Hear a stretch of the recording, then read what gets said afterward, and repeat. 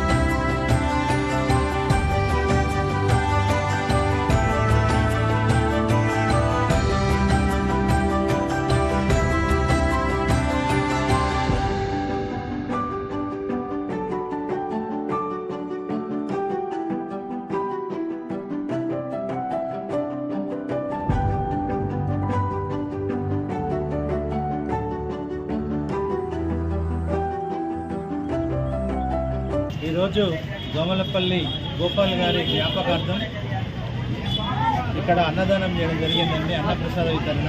మరి వాళ్ళ అమ్మగారైన కళావతి గారు మరియు నిఖిల్ భవానీ దంపతులు ఈరోజు స్పాన్సరింగ్ ఇవ్వడం జరిగింది. మనం ఏదైనా ప్రోగ్రాం చేసినట్లయితే మనది మన ఇంట్లో మనమే అన్నట్టుగా ఉంటాం.